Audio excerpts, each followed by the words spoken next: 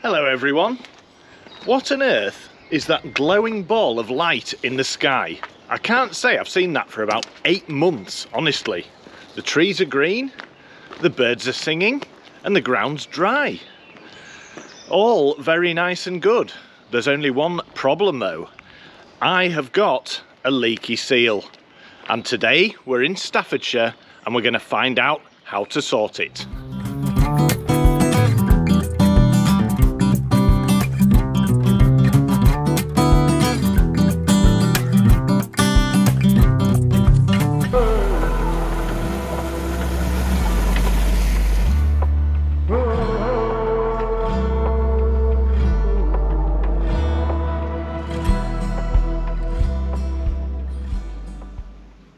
Welcome along to Harris Classic. So this is Freddie from our group, and not only is he a keen off-road driver and general menace on the green lanes, he's also very good at restoration of old classic cars and also rebuilds on Land Rovers. So my car originally was built by Freddie 8 years ago now, wasn't it?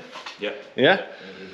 So we've come back today, we've got a leaky differential input shaft seal on the back, so we're going to take a look at that. You can have a look at the symptoms and we'll show you exactly how to replace this yourself if you feel up to it. Let's have a look. Right, we've got the car up in the air, we've had a cup of tea, or we're midway through a cup of tea anyway, and this is what we're looking at. The differential here, as you can see, looks damp at the bottom. And essentially you might think, oh well, this seal in here must have gone and the oil must be leaking out. But 9 times out of 10, that's not the case. If we look round here, you can see the prop shaft joins onto the input shaft which goes into the differential. And behind this plate here, where the spline is, there's actually a seal which stops the oil from coming back out. And visually there's oil all over the top and the bottom where the rotation of the shaft has been flinging it all out everywhere. So that's what we're going to replace today. Right, we've got the seals here, look. So there's only one of these, we've got 2, so Freddie's got one of these. These are a readily available seal, that's the size of them there. So you can buy those from any bearing or engineering place. I've got these online. You don't need to spend a load of money at a classic car parts specialist to get one. And this is a job, I mean you could do this on the driveway, couldn't you Freddie? But yeah, you can do, yeah. We've had the car in to do a few different jobs in addition to this, so a lot easier on a ramp. Freddie's going to bang it in right quick. Okay, so one of the key points to start off with, this is where Freddie's got the ratchet, that's the filler plug of the differential, and that's the drain plug. And the most important job, whenever you're servicing this differential as well, take the filler off first, because if you drain the oil out, you can't get any more back in.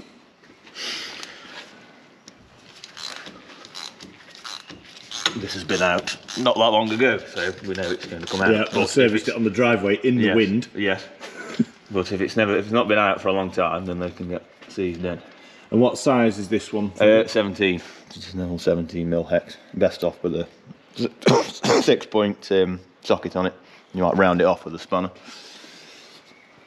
So we'll do that, and then we'll just crack that off, and then we'll get a drain plan.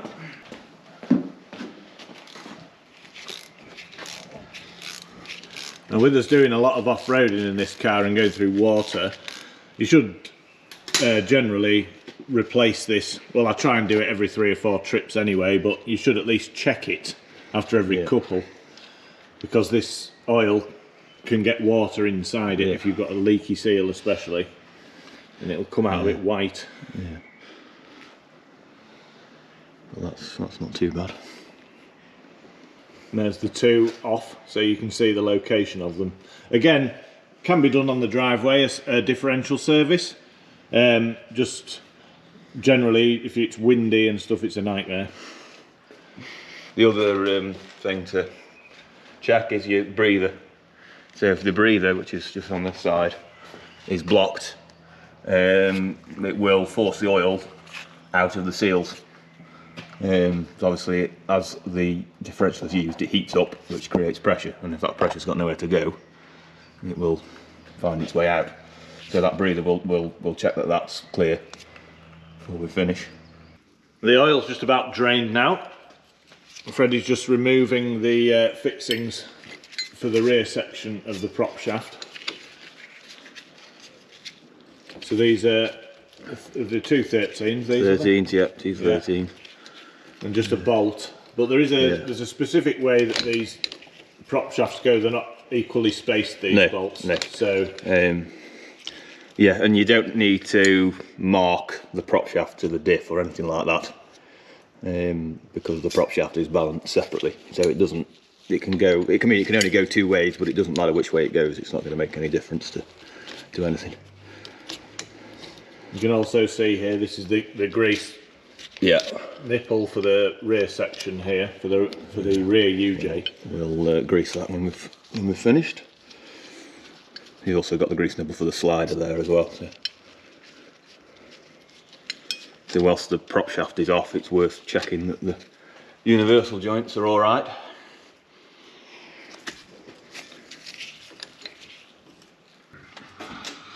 While we're under here, it's worth looking at the centre support bearings for the prop shaft, which are up here.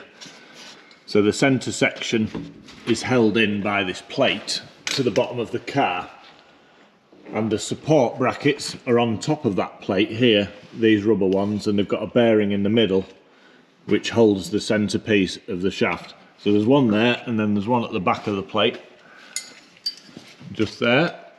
And they're the bushes that go in. They'll fail on your MOT if the MOT you can see that they're cracked and stuff.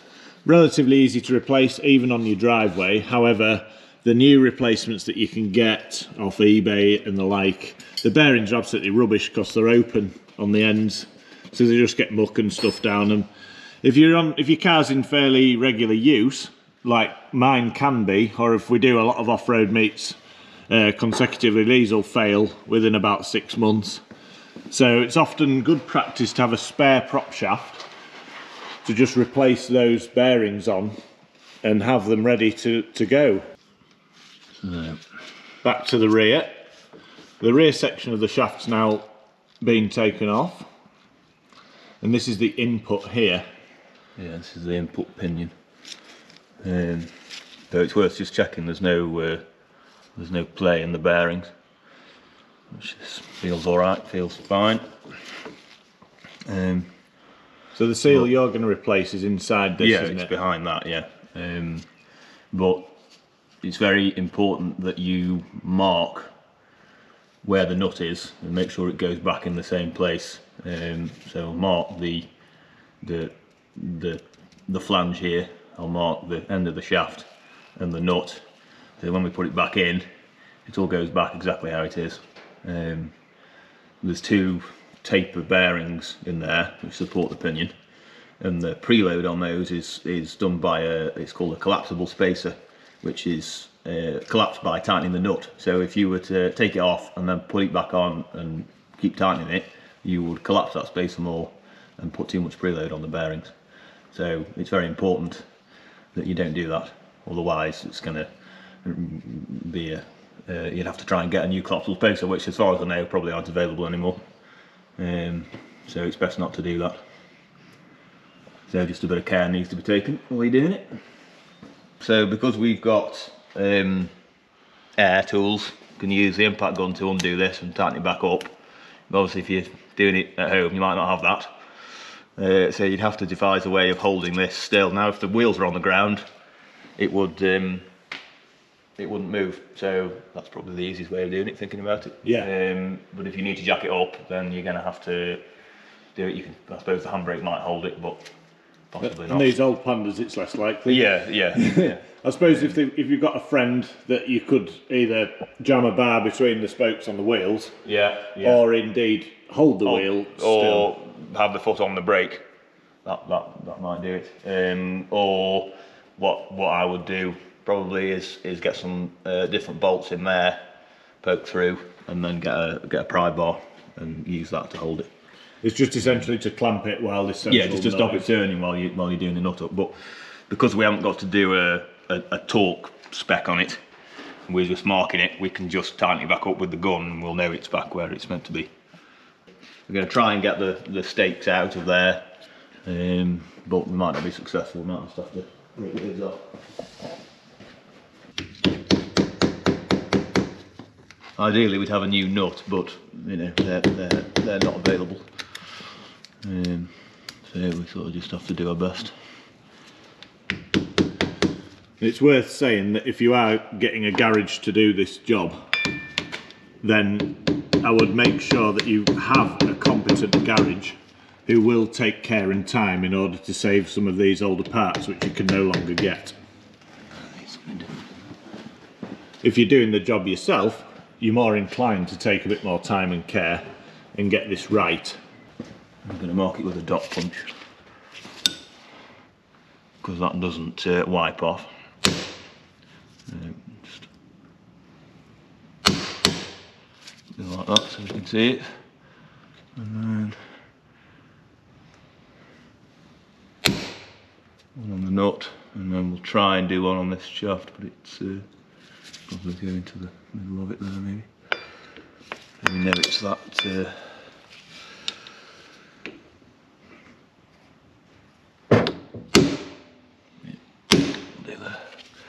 So then we can see if we get all those lined up, we should be okay. Ready to go. Right, what size are we on for the? The size is 30mm. No, 30mm impact socket with an air wrench. Yeah, so it shouldn't be very tight.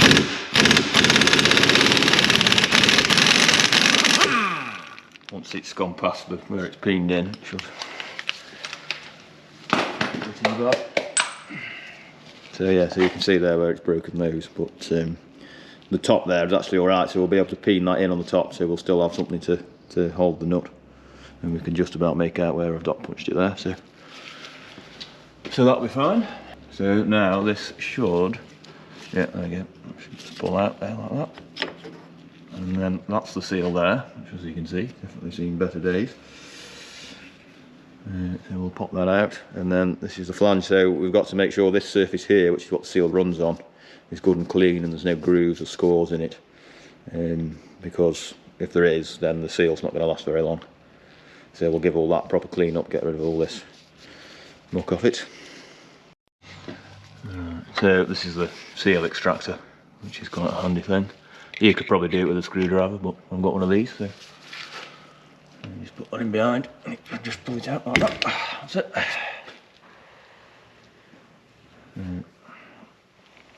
See, that's probably the original seal, and basically the lips just wear away, so there's nothing there to seal it anymore. So the diff oil from the gallery escapes. Yeah. So you just got oil up there all the time, lubricating the bearings, and it just come out. See where it's running out now. And during movement of the shaft and everything, which is live constantly, it will just spray it all over, and you get it all over the back of the car like this. Bit of rust inhibition. Now we can probably just get a magnet. I can pull that washer out, make sure that goes back in. Safe. And then this is one of the taper bearings. It might, I should be able to tease out. Possibly. Just have a look at it. It'll come off. Let's move this out of your way. Yeah. It's a bit behind it. No, well, that doesn't want to come out, so we'll probably just leave that in there. There's no need to actually remove it, it's just you can have a look at the condition of the bearings if you can get it out, but we're not too concerned about that here. What should people look for if that's... Can you tell from this stage if that needs replacing, Freddie? Well, if we could get it out, we could look at the rollers and the race and just see what state it's in. But there's no play in it, it's nice and smooth when we were turning it, so there won't be anything wrong with that, I don't think. And it's quite a job to replace those two bearings. You've got to do a full rebuild on the diff, which is a bit more of a complicated job. A bit more of a job, isn't it? Yeah, So, yeah. So providing everything's movement, well, relatively movement free and smooth running. Yeah. That's nothing to worry about. Yeah. I mean, it's likely that bearing will be a bit worn, just because, you know, it's an original bearing, so it will have done some miles, you know, but it's not worth getting too concerned about it unless it's really making a noise or there's loads of play in it. Just leave it be. Perfect. So get it all cleaned up and put it back together.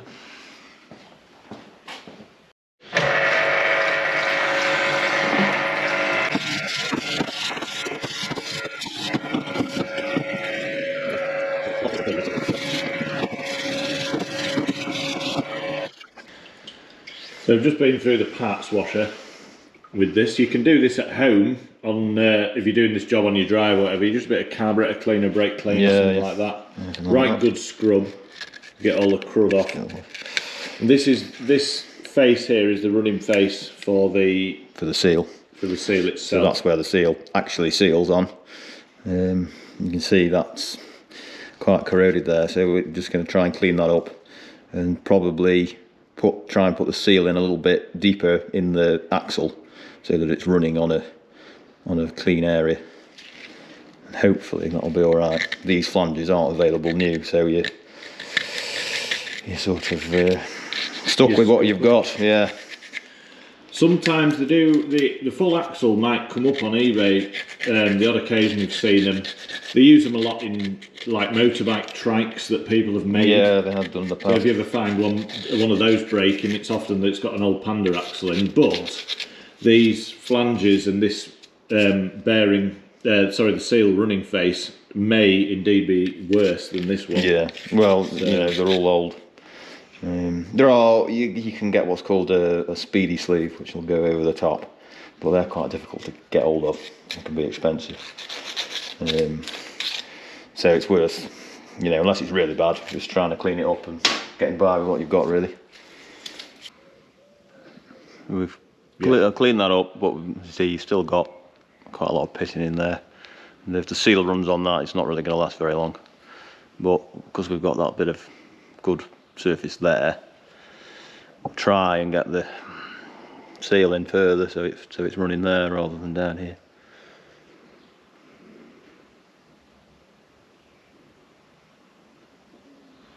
And we've cleaned up the contact face. Yeah, I've just given that a clean off. That was a bit rusty. I think this axle was sat for a while somewhere, and so there's a bit of rust on there. But as long as it's smooth, that's fine. Just checking that the seal is the right size, which it totally is now. Nice and tight on there. And it's that orientation, how you've got it there. Yeah, this bit is going into that goes in, axle. Yeah. So you've got the open end. Yeah. The open end always goes towards the fluid you're trying to keep in. And then it's got the spring in there as well, which is what, you know, keeps the seal tight against the shaft. So it's good to check as well there's no rust on the inside where the seal actually sits. See that, if there's rust in there on this face in here, it's going to stop you knocking the seal in as easily. And you were saying about that step in there, weren't you? Yeah, so the seal should go up to that step. Basically, it goes flush with the end of the housing, I think.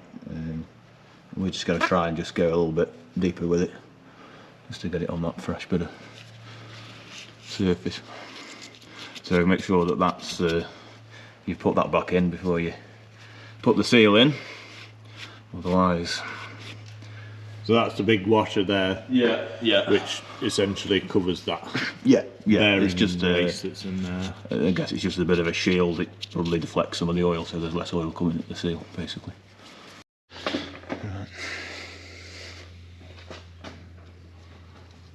Start that in there. Use a soft hammer and just gently tap it in. It shouldn't be difficult to tap in. Just make sure it's going in straight.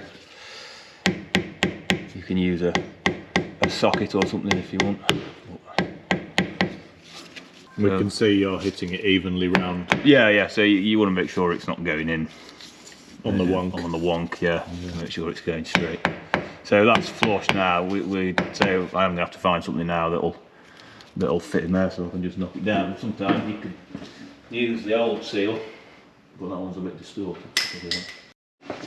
Right, so now I've just found this bit of tube that I've got lying around, which is about the right size. And we can use that just to drive it in a bit deeper.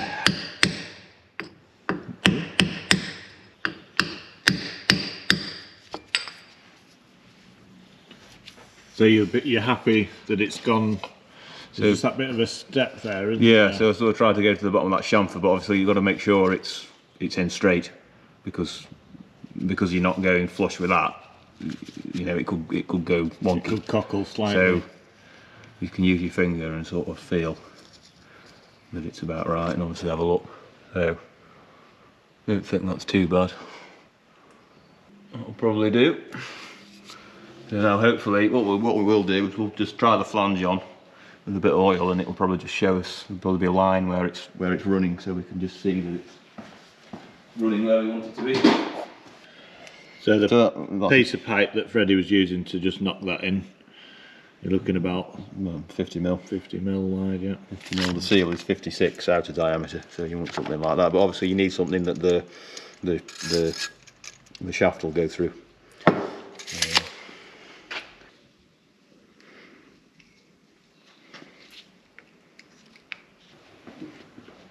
So you want plenty of oil on this before you put the flange back in.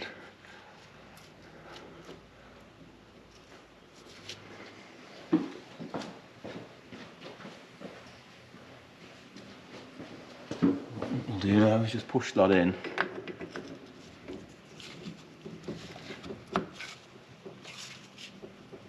And just pull it back out, and it should. You can see where the oil's gone to, so the seal is about there, isn't it? So we should hopefully just get away with that.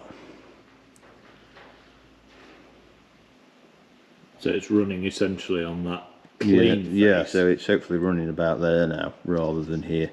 And it's pushed the oil back to the point at which its extremity is. So we can put that in now. We need to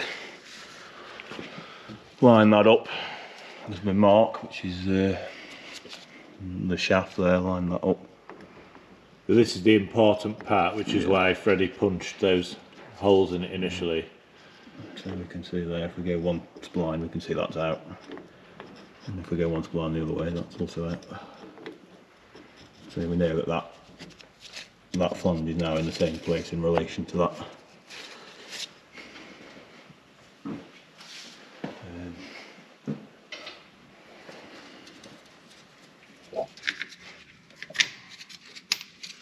So make sure you put the washer back in, and we'll wind the nut back on.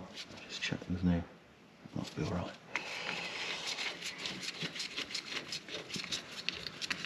Wind that in.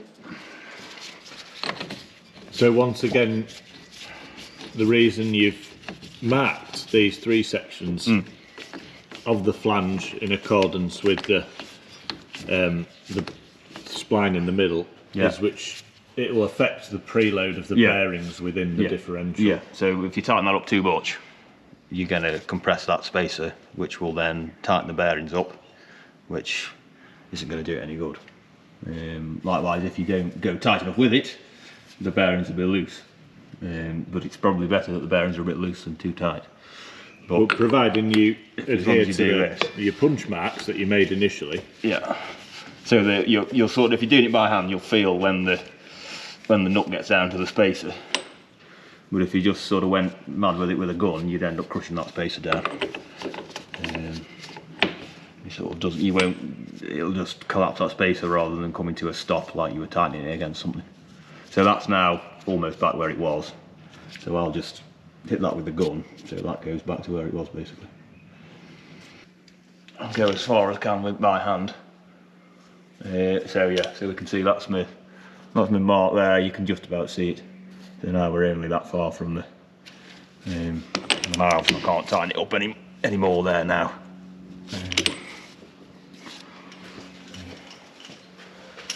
So we've got the mark at the top there, and the mark of the nuts just round here, so we've only got, what, an eighth?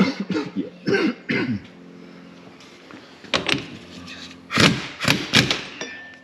Won't take much of the gun to bring it back around to where it was.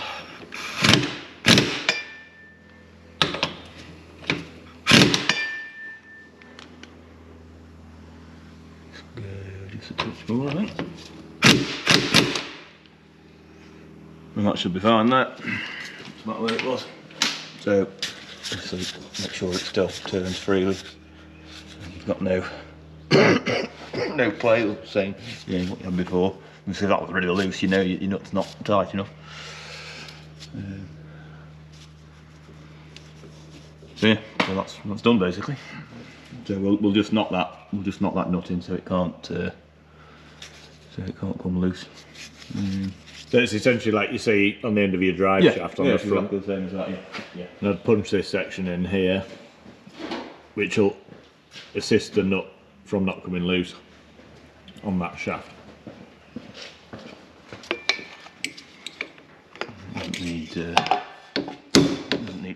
Doesn't need much. Yeah, that's it. There we go. Fingers crossed, no more leaky.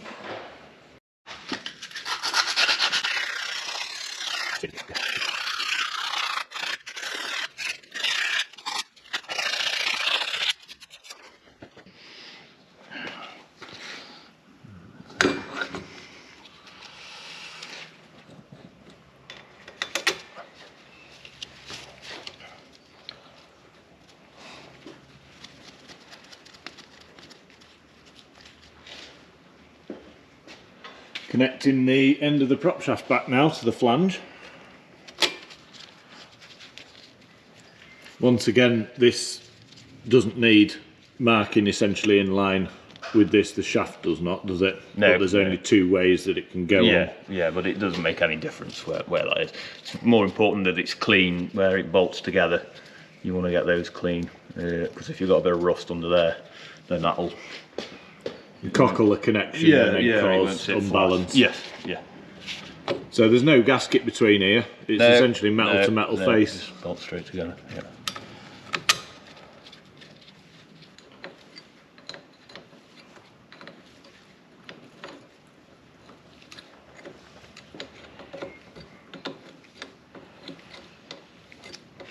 Wonderful, simple technology on these Pandas. Yeah. Just an output from a transfer box, in line to the prop shaft, down to the solid rear axle. No messing around with viscous couplings or electronically controlled clutches or anything like that. No, just a lever inside. That's just got a simple clutch. It's a dog clutch, which doesn't go wrong. This, with it being this is a Mark II Panda, as you know, it's a 141A. The 141, which is the Mark 1, has the same axle and the same prop shaft. Yeah. And the same rear suspension setup.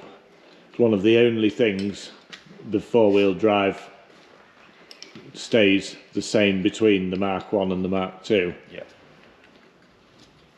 We'll hopefully do a video in the future of doing some work on the underside of a Mark III, as these are obviously becoming a little bit cheaper for people to run and maintain themselves now. The driveway mechanics is available on those. They're not difficult to work on. They've still got mechanical parts which you can do yourself. Yeah, they're still a simple vehicle really.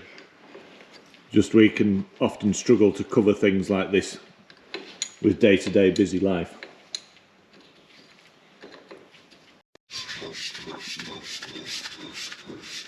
There we go, all connected back up. Very sound bit rough. My bearings are rough. Yeah.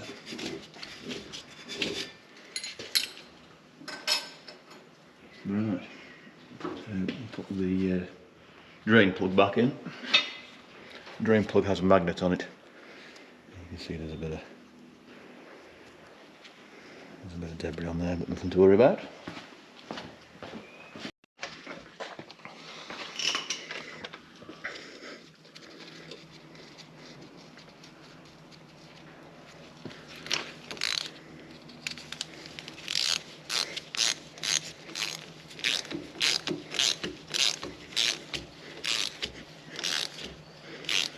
And obviously off camera we're talking all these nuts and bolts to the factory specifications.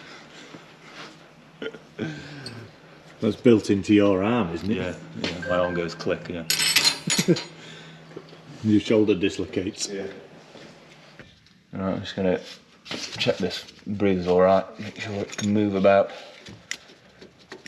Which it can, it's got a bit of muck around it, but can probably pop that off and make sure that it's clear through to the axle.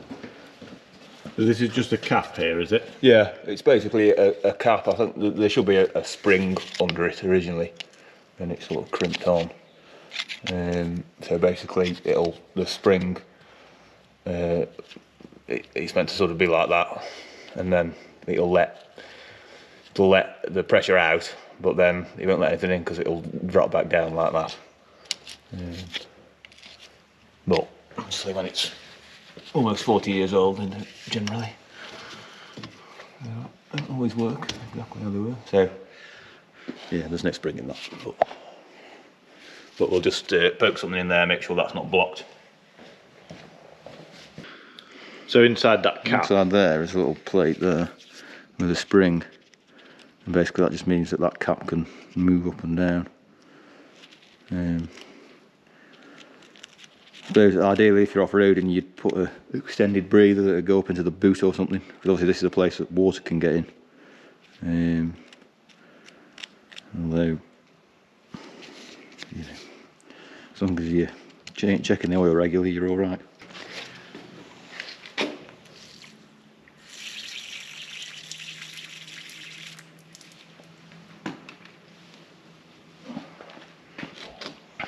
Pop back in there. Hopefully.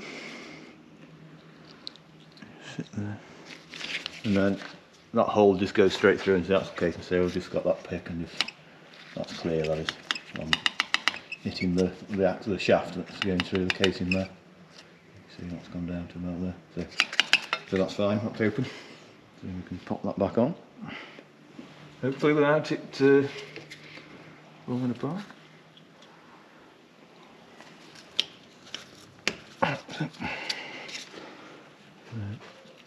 That's now. And that's now nice and loose, bobbing around, so that'll work. and then having too much pressure in the axle, as you said before, can blow oil out of the seal. Yeah, so basically the pressure's got to go somewhere, and the easiest place, if that's completely blocked up, it'll just blow it out the seal. So that if you have got a leak, then it's worth just checking that first, really. And obviously the seal's in the end of the axle as well, and if they start leaking, you'll get oil down on the bottom of the brakes. So it could, you visualise that, could be thinking it's the wheel cylinders as the brakes. Yeah, but it could actually be the you know, you can tell it's gear oil. You'll know it's gear oil when you smell it and feel it. And it could blow out of the back plate as well. It can do, yeah. That's just silicon on.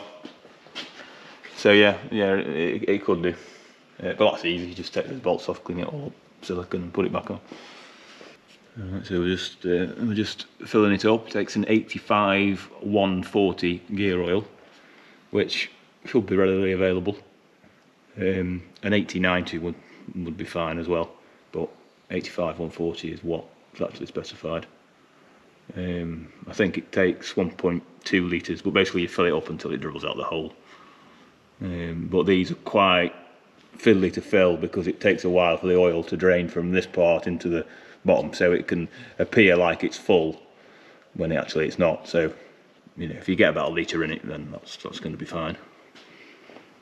It's presumably something you can fill and run, and then refill a bit more. Yeah. If you've only got like 0.8 of a litre, it's not going to damage it. It's still got enough oil in it. You could go for a drive around the block, presumably. Yeah, and then we'll let it go for a drive, let it sit, and then just recheck it once it's all drained back.